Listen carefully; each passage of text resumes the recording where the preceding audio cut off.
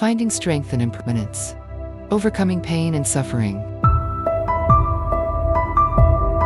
Alright, let's get real for a second. Life can be a bit of a roller coaster, right?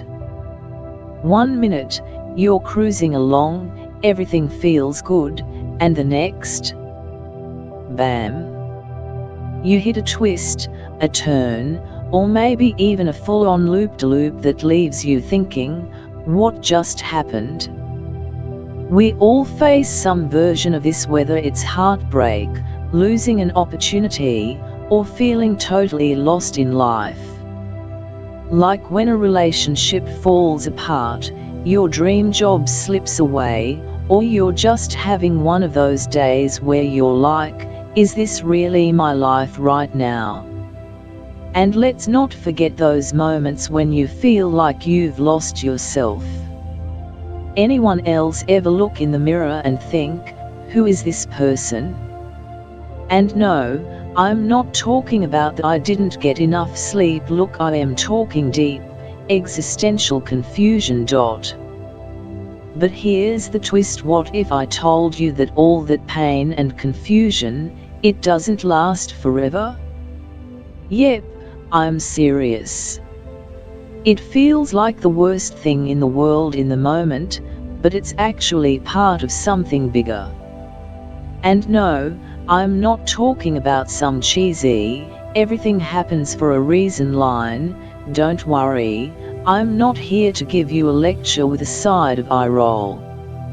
I'm talking about impermanence, the idea that nothing in life stays the same. Everything, even the tough stuff, changes. I know it sounds a little zen or like something you'd see on a motivational poster in a yoga studio, but stick with me here. It's not about ignoring the hurt or pretending everything's fine. It's about realizing that what we're feeling today, whether it's sadness, frustration, or confusion, isn't permanent. Just like how winter eventually melts into spring, those tough times are just seasons. So, here's the big question: what if those tough moments are just temporary pit stops on your way to something better? What if there's a way to find peace in the middle of chaos, knowing that change is just around the corner?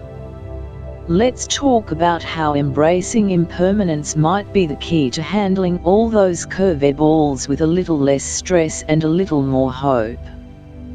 You in? Let's dive in. Introduction to impermanence.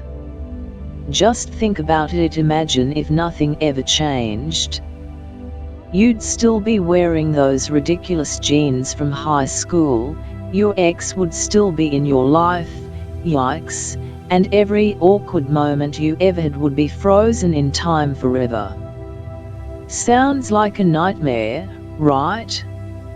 Impermanence, as frustrating as it can be, is actually the reason life stays interesting. It means that no matter how bad things get, they will eventually pass. And no matter how great something is, it reminds us to appreciate it while it lasts. Take heartbreak, for example. At the moment, it feels like the end of the world. You swear you'll never love again, sad songs become your life's soundtrack, and ice cream is now your only true companion. But then, time does its thing. One day, you wake up, and the pain feels a little lighter. Then, out of nowhere, you find yourself laughing at a joke, flirting with a stranger, or just realizing you don't even think about them that much anymore. That's impermanence at work. But it doesn't just apply to the bad stuff. It's the same reason we treasure the good moments.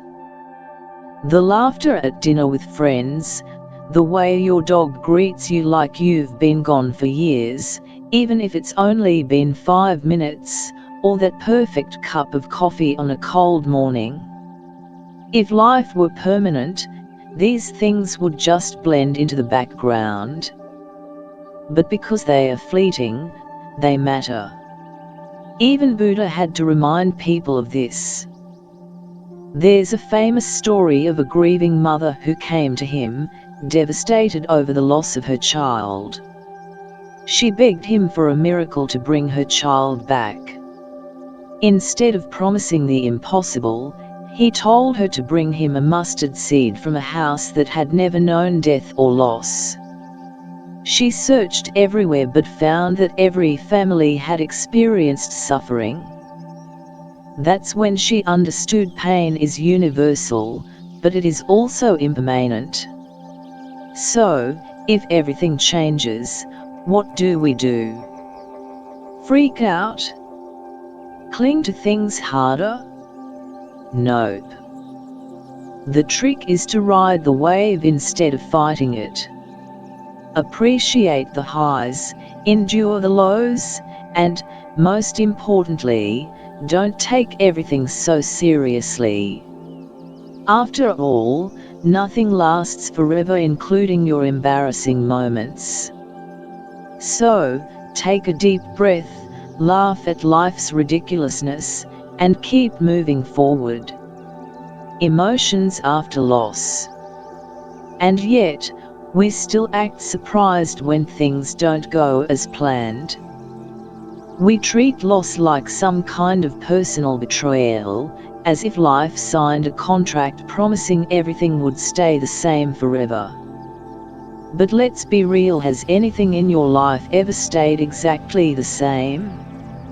Even your favorite coffee shop eventually changes its menu, your childhood pet grows old, and let's not even talk about that one friend who swore they'd never leave town but now posts pictures of their new life in a city you can't even pronounce. The thing is, when we resist change, we suffer more. It's like trying to stop waves from hitting the shore by yelling at the ocean. It's exhausting, pointless, and honestly, the ocean doesn't care. Buddhism teaches us that rather than trying to control what's uncontrollable, we should focus on our response. Do we collapse every time life throws a curveball, or do we learn to catch it, or at least, duck and avoid getting hit in the face? Take grief, for example. At first, it feels like a heavy weight sitting on your chest, making everything unbearable. You replay memories like a sad movie marathon, and suddenly, everything reminds you of what's missing. A song, a smell, even an oddly shaped cloud in the sky, it all sends you spiraling. But then, one day, without even realizing it, you laugh at something stupid. A TikTok, a bad pun, maybe even yourself for wearing mismatched socks because, let's be honest, who has the energy to care about socks during an existential crisis? That tiny laugh? That's the beginning of impermanence doing its job. The pain shifts, softens, and makes space for something new. Now, this doesn't mean we forget or that loss magically becomes easy. It just means we stop clinging so hard to the idea that things should stay the same. Even Buddha himself wasn't out here handing out immortality potions. He was showing people how to embrace change without losing their minds. So, maybe instead of screaming "why me" into the void, we take a step back and realize, why not me? Why would I be the one exception to the universal rule that nothing lasts forever? It's not a punishment, it's just life being life. And if we can learn to roll with it, to accept that even the worst storms eventually pass, then maybe, just maybe, we can find a little peace in the chaos. Or at the very least, we can laugh about it later over coffee, preferably at a place that hasn't changed its menu yet. A story of a Zen master. There's a story of a famous Zen master who always taught his students about the impermanence of life. One day, a student came and asked the Zen master, "Master, how can I stop feeling pain when I lose a loved one?" The Zen master smiled and said, "Do you know, just like when you let a leaf fall into a river, you must let it drift away. You can't hold on to it." The Zen master, seeing the student's confused face, chuckled and continued, "All right, imagine this: what if you tried to grab that leaf and force it to stay in the same spot in the river? You'd be flailing around, getting soaked, and probably looking ridiculous. But would it stop the river from flowing? Nope." The student, still deep in thought, frowned. "But Master, isn't love about holding on?" The Zen master shook his head. "No, love is about experiencing the beauty of something while it's there, not trying to trap it like a firefly in a jar. Because eventually, the jar gets knocked over, the firefly escapes, and you're left with an empty jar and a big dose of disappointment. It's the same with everything in life: people, moments, even that one perfect bite of your favorite meal. You savor it while it lasts, knowing it won't stay forever. And weirdly enough, that's what makes it precious. Imagine if nothing changed. If your favorite song never got old, if your first love never faded, if every joke was always funny. Eventually, it would all lose its magic.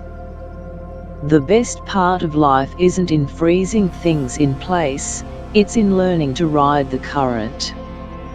Because, let's be honest, clinging onto something that's already drifting away is like trying to keep your ice cream from melting in the sun. Messy, impossible, and a little heartbreaking. How to overcome loss and suffering? And let's be honest, accepting change sounds great in theory, but in practice? It feels like trying to stay calm while your Wi-Fi disconnects in the middle of an important call. But here's the deal: resisting change is like arguing with gravity. It doesn't care how much you protest, things are still going to fall, relationships will shift, and your favorite restaurant might replace your go-to dish with some trendy nonsense. So instead of clinging to what was, we can choose to flow with what is. The moment we stop treating change like the enemy, it stops feeling like a personal attack. Focusing on the present is another game changer. Think about it: most of our suffering comes from either replaying the past like a sad movie or catastrophizing about a future that hasn't even happened yet. Meanwhile, the present moment is just sitting there, waiting for us to notice it. When we actually pay attention, we realize that, more often than not, things aren't as bad as our minds make them out to be. Sure, heartbreak stings, and loss is painful, but right now, in this moment, are you still breathing? Are you still standing? If yes, then you're doing better than you think. And then there's letting go, arguably the hardest and most important part. Society makes it seem like holding on is some kind of noble act, but sometimes, clinging to something that's already slipping away is just self-inflicted suffering. Imagine someone trying to hold onto a balloon that's already halfway to the sky.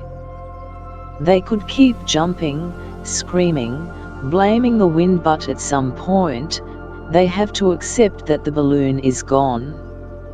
Letting go isn't about being cold or uncaring, it's about recognizing that life moves forward, with or without our permission. Now, here's the part no one expects: every loss, every gut-wrenching, "why does this happen to me" moment. It comes with a hidden opportunity. But we don't see it because we're too busy mourning what was. Think about it: how many times has life surprised you in ways you never anticipated? That job you lost might have freed you for something better. That relationship that ended might have saved you from a future you weren't meant to have. Even Buddha himself taught that every ending is just a beginning in disguise. It's like when a terrible storm knocks over a tree, but in its place, new life begins to grow. The key is perspective. We can either spend our lives staring at the closed door, or we can turn around and notice the one that just opened. Because at the end of the day, life is always moving. And the sooner we learn to move with it, the less we suffer. So take a deep breath, embrace the ridiculous, ever-changing nature of life, and remember, just like that melting ice cream in your hand, nothing is meant to last forever. And honestly, that's what makes it all so beautiful. Conclusion: life will always throw curveballs our way. Relationships will shift, plans will fall apart, and things we once held dear will fade. But instead of letting change break us, we can choose to let it shape us. Every ending is also a new beginning, and every loss creates space for something new. The more we embrace impermanence, the more we free ourselves from unnecessary suffering. So the next time life takes an unexpected turn, take a deep breath and ask yourself, what is this moment teaching me? Instead of resisting, try flowing with it. Instead of mourning what's gone forever, cherish what it gave you while it lasted. And most importantly, remind yourself that nothing stays the same, neither joy nor pain. Even the worst storms eventually pass. Now, I'd love to hear from you. Have you ever faced a loss that, looking back, led you to something even better? How do you personally deal with change? Drop a comment below and share your thoughts. I read every single one. And if you found this helpful, don't forget to like, subscribe, and hit that notification bell so we can keep navigating life's ups and downs together. See you in the next one.